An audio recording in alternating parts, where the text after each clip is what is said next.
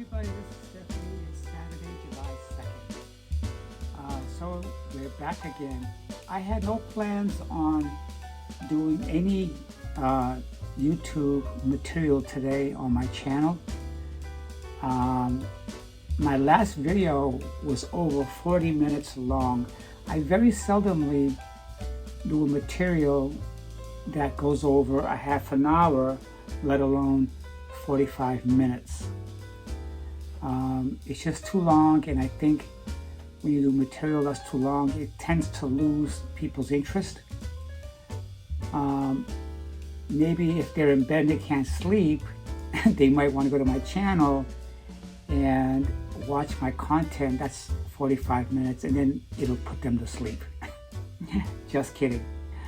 The reason I did come back on today, because there's specific challenges that I've been combating all my life, and that is one of forgiveness. And the reason why I struggle with forgiving people is because I don't give them any room for mistakes, or I may put them on a pedestal, or I may forgive them and then they just repeat the same thing again, and then I lose trust. So the two things that I have a struggle with is trust and forgiveness. And that's something that I'd like to talk about today. And before I continue, I want to say thank you to all of my subscribers, and also to those visitors who may be checking out my videos for the first time. If you guys find something that resonates with you, whether it be something good or bad, or an issue, or you're struggling with something similar that I'm struggling with, then please hit that subscribe key. We'll be right back with more.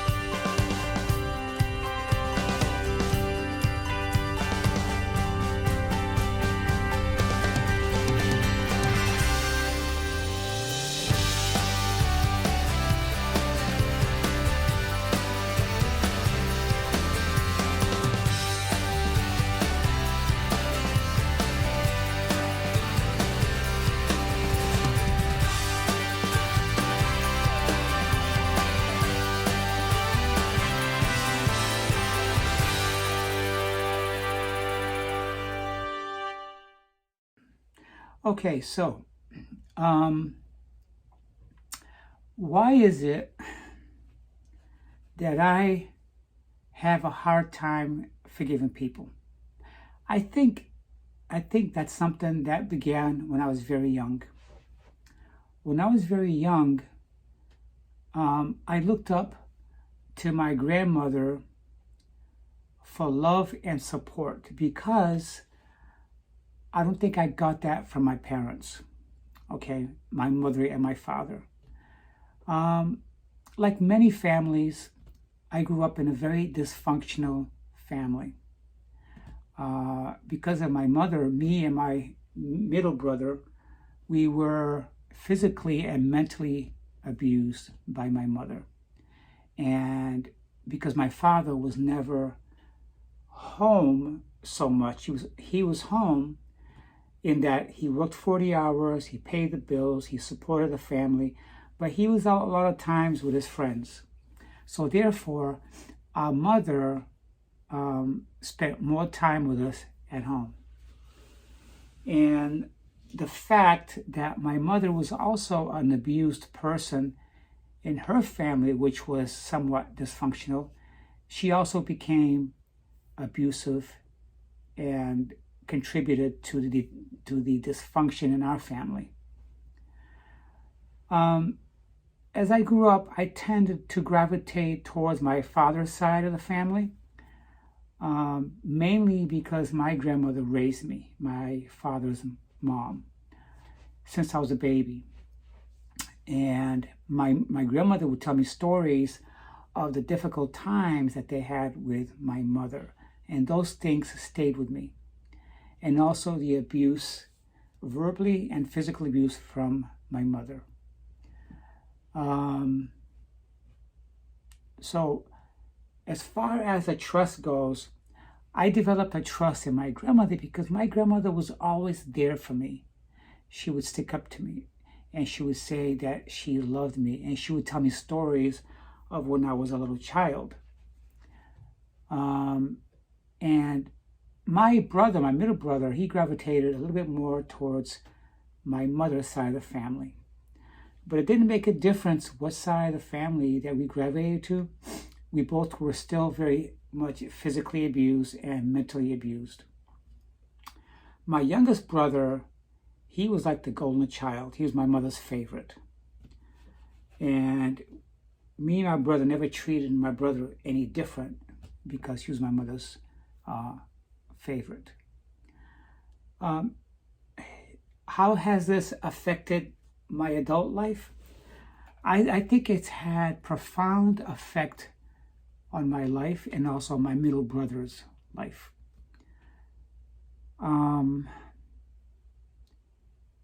Because of this, I don't have a strong relationship with my mother. I felt more connected to my father being a woman inside, trapped in a male body. I still was more connected to my father. But as I grew older and matured, I started to see some things in my father that I wasn't very keen about or liked so much. My father was he was a cheater and a womanizer, and he flirted around a lot with other women, sometimes in the presence of my mother, and my mother wouldn't say or do anything. She took it very lightly, and sometimes I think she was just in denial. So those things I didn't like about my father. So what happened when I was getting older, how these things are attributed to me, I became very shy. I became very shy, very introverted, especially all those years before I came out as a trans person. I was very introverted, very, very shy, and I had a heavy stuttering problem. So I had a speech impediment. Because I knew I had a speech impediment, it caused my shyness, and I was afraid to approach people because I was embarrassed of my stuttering problem. Eventually, my stuttering problem would go away after my first divorce, and it really, really disappeared after I came out, during the late part of my second marriage, and finally after my second divorce and coming out to my family as a trans person, the stuttering just went away completely. Some of the things that I feel caused my stuttering problem were internal fears.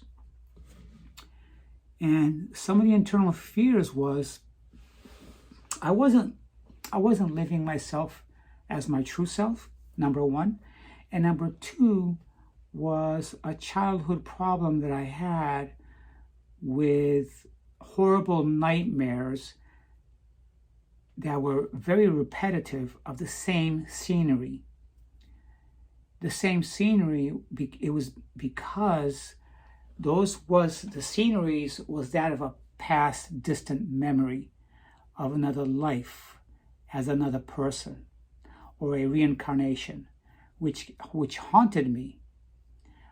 When I learned more about these things that I was experiencing as a child, like a past life memory that I mistook for dreams when I went to bed became more like therapeutic as I learned more about them, from self-discovery and from researching or investigating people that had past life regression done and claimed to live in a different life or in a different time as somebody else in a reincarnation. I don't like to talk about that too much on my YouTube channel, but these things combined, the nightmare that I mistook for a bad dream that was scary, that was really a past life memory that haunted me in dreams, the combination of that and the combination of the abuse and the physical and mental abuse of my mother. And the third one was living as the wrong person in the male body. These three things caused me to stutter, to have a so bad stuttering that it caused me to be shy. It caused me to be an introvert. And even when I had friends, when I was with my friends, I didn't stutter too much, but I spoke very quickly. With my family, I had a heavy stutter. It was so bad that I was embarrassed, and my brothers and sisters and parents would make fun of me. And that caused me to sink more into myself. It only went away when I made peace with my past life in another time, in a reincarnation cycle, and also coming out to my family, and also going through the process of my transition. These three things is what caused me to be more, to get out of my introvert, to be more extrovert naturally, and also to have the courage to reach out to people and communicate normally. Self-love. I think it gave me a lot of self-love, and it got me out of my low self-esteem that I had when I was young. Low self-esteem because I hated who I was. I hated who I was. And I grew up with a lot of fear of my mother when I was young. Okay, so the distress part is in the fact that if I got too close to people, I would lose trust in them, because eventually the people who I became friends with or people I dated, I was afraid that they were going to hurt me, that they were going to break my heart, or they were going to deceive me. I was afraid of those things. So I had this thing of distrust for people all the time. And still, I struggle with that. I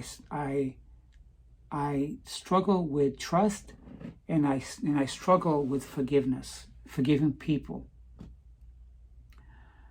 For example, if I meet a new person for the first time, I'm afraid to get too close with them, because I would be afraid that they would say something or do something, or say something about me, or treat me in a certain way that I would feel let down.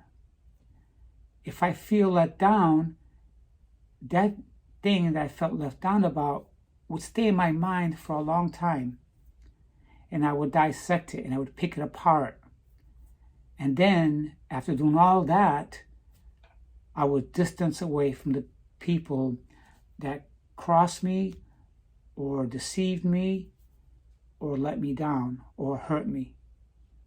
Okay? And then I would have a hard time forgiving them.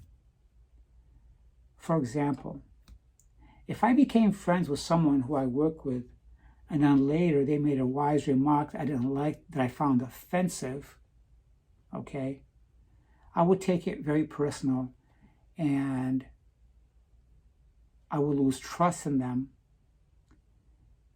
And in my mind, I wouldn't forgive them. I would just ignore them. I wouldn't even acknowledge them. I think maybe that's the reason why I don't have a lot of friends, which in short is to say that it might have evolved from what I just described. The culmination of all these things since I was a child created what you see now before you. Someone who don't trust, someone who does not forgive. But it doesn't mean that I'm unloving. I'm a very loving person and I have a lot of love to give. But in my mind, I haven't yet because I haven't found the right person. Why? Because I feel that so many people have hurt me or has caused me to lose trust in them. And the end result is unforgiveness. Unforgiveness. So that's what I'm struggling with. And it seems like it's causing such a barrier for me to locate or find a person that I can call my best friend. Okay. Even though when I was young, I was going through all these barriers, whether mental or whatever, I still managed to make a few friends while I was growing up, especially when I became a young adult. Especially during my marriage years, I had good friends, but the problems I just described, I held that in secret inside of me. And once in a while, even as an adult, while being married or single or whatever, even at a time where I can communicate a lot better and approach people, I would still observe people or witness people doing the things I just described. And I would just go through my motion of peeling the onion and saying, oh, well, I can't believe they said that, or they did that, or I can't believe that they thought I was that way.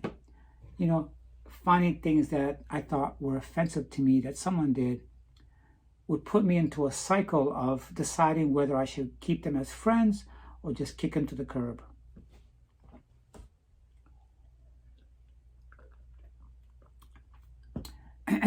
If I continued to be friends with someone, even after they insulted me in a certain way, sometimes I wouldn't cut them off completely. I would just keep conversations that are personal to me to a limit. I wouldn't go overboard anymore. I wouldn't reveal nothing that's on my mind. For example, today while I was at work, one of the co-workers, I'm not going to mention his name, I felt insulted me because they know that I have a YouTube channel and I like talking about my daily life experiences. He made a comment. He says, "You're a narcissist." Okay. I didn't know that there was a good narcissist and a bad narcissist. Okay. I just thought that narcissists were criminals, were serial killers, politicians. But according to my search I just did, you see, what I'm doing is I'm searching narcissist because I'm not totally sold that all narcissists or narcissism or narcissistic is bad. So I typed in this question: is there such a thing as normal narcissism? And the answer was this: some narcissism called healthy or normal narcissism can be perfectly normal and good in a person's life. As Marie Hartwell Walker said, notes in this excellent resource about normal and abnormal narcissism. And she says that that quick check in the mirror is normal, healthy narcissism. And a healthy narcissistic person generally lack the empathy. No, healthy narcissism. They generally lack the empathy and compassion to put themselves in another person's shoe or situation. While some people with narcissistic personality disorder may recognize their failings, they often don't feel the need to do anything about them. Instead, they believe that others should adapt to their needs. So I guess when they put themselves first before others, or they don't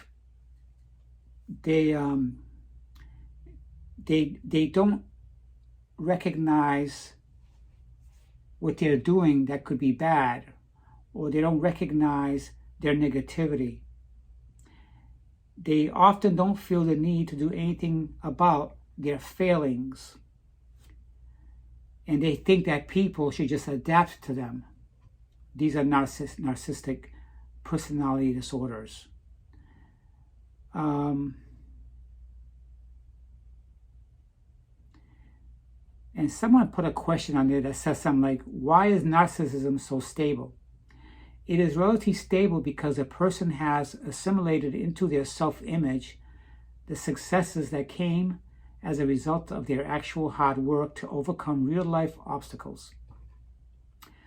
Because it is based on real achievements, normal, healthy narcissism is relatively impervious to the minor slights and setbacks that we all experience as we go through life. So in other words, I would say that borderline narcissistic personality disorder would be people that act like they're successful when they're not successful. Or they may put on a show and not actually go through all the hard work to show that they've actually achieved anything. Okay? A healthy narcissistic person works hard for what they want, and they sweat. And they have real life obstacles that they had to overcome to be successful. Okay? Some people would say that some politicians, maybe all politicians, are controlling and have a narcissistic persona to them, that they're narcissistic, they're narcissists. But if you think about politicians, they actually had to work very hard to get into the position that they're in, whatever that is, whether it's President of the United States, whether it's being a mayor, or maybe even a police officer. Even though they worked very hard to overcome their setbacks and obstacles, they finally got to their goals that they were trying to achieve step by step by conquering every milestone. And now that they've made it, they're successful. That's a healthy narcissistic person. They're not pretending to be something, and then they don't expect people to see things their way or adapt to their life, whatever it is that they described here. So someone at work today told me that I was narcissistic, and I took it offensive, and I said, I'm not narcissistic. But he said to me, gosh, that's all I said. Now you're going off on a tangent. That's because I was ill-informed. I wasn't informed. I didn't really look into the word narcissistic or narcissism or narcissist. Because when I would watch documentaries on serial killers, I found out that a lot of them were narcissistic, borderline, or personality disorders. They had these. And they were also psychopaths. So I I related narcissism with all these bad qualities of a serial killer. But now that I know that some degree or a level of narcissism in everybody is healthy, as long as you have empathy for someone, as long as you walk in their shoes and don't always expect people to agree with you and still love them and still wanting to be their friend, then you don't have borderline personality disorder. That type of narcissistic, is very damaging, very hurtful to people. It's not good. So that's one of the things that caused me to distrust people or get close to people. But being called something that you don't understand made me feel that way too. But it's just not that. That's not the only thing. I think I tend to be defensive sometimes because of the way I was raised. And when I say defensive, I mean in the way like I put up my guards. I don't have to be verbal about it. I might be quiet about it and not talk to the person about it and just let them go their way and I go my way. It could be submissive, not to approach the person and say, hey, the thing you did back there hurt me. Yeah, I want to let you know that it bothered me. I don't like confrontation with people because I don't like confrontation with people. If they offend me, I may not go up to them and let them know. Instead, I'll just ignore them. Okay. Like one day at my job, one of the girls that works in a totally different department than everybody else, I've always been friendly with her, but I was never close to her. I would say hi to her when she said hello to me or good morning. I would have short conversations with her. But one day, she walked up to me and she says, how come your hair is like that? And I said, I don't know what you mean. She said, well, down the middle of your hair, the top of your head, it's kind of frizzy.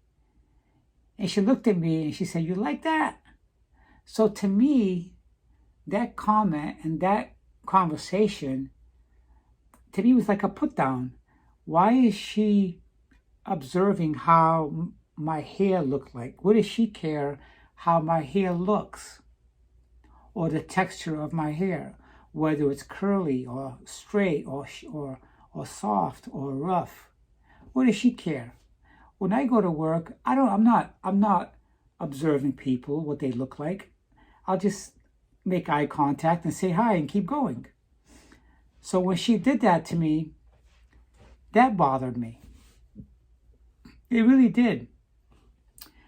I didn't get defensive with her, but I just looked at her and I kind of felt sorry for her. Well, because she was only 5 feet tall, she had a really big rear end, and when she walked, her ass made these funny moves like a heavy person's ass would. Okay? When I looked at her, that's what I said. I said, gee, I feel sorry for her. In my mind, I said, she should look in the mirror. Instead, I just looked at her and I said, well, I got to go back to work now. But what she said irked me. So now I don't care to talk to her anymore because simply I saw another side to her that's kind of like biased or prejudiced, shallow. She seems shallow to me, so I don't care for that personality. Yeah, so besides a few friends or co-workers that has said some negative things to me that I don't like, or acted in a certain way in front of me that I didn't like, My own family has said some pretty mean stuff to me while I was growing up. You know, when I was young, they would make fun of me when I spoke because I stuttered. When I went to school, I got picked on some. I was bullied in school. In school, I had a lot of friends when I was in my junior high. But as you know, when you're in junior high, you're in your teens, early teens. And that was when I was going through puberty, and I was sort of coming out to myself as a transgender person. And I started feeling so uncomfortable with the clothes I was forced to wear or a certain look that I was trying to sustain. It was difficult because when I went into high school, I became more recluse, more alone, more separated from my friends. They just evolved into young adults, went to college or just got jobs and went on their merry way. Me, I felt like I was stuck. I was stuck. Yeah. And at that time, I was still going through a lot of mental and physical abuse from my mother. That went on until I was 17 years old. That's when I really showed her that it needed to stop. And it stopped. I'm not going to get into detail what I did to make it stop, but when I turned 17, she quit physically abusing, but the verbal abuse continued. So anyways, I struggle to trust people because every time I put my guard down, I regret crossing that line where I could be closer to them, develop trust, and have a confidant to talk about something. Whenever I put my guard down and let people in, I felt like they turned around and they exposed me. They made me feel naked. And that hurt me. So that's one of the ways that trust in my family kind of disintegrated. Till today, I don't have a 100% trust with my family, with any member of my family. And ultimately, the person that I thought would be more loving and more supportive, I thought that person would be my son. Boy, I couldn't have been more wrong. My son was younger. When he was younger, he was more loving and more accepting. But children are anyways. When they mature, they start to take sides and they start to see that their friends or their girlfriends had normal parents. Their parents weren't transgender.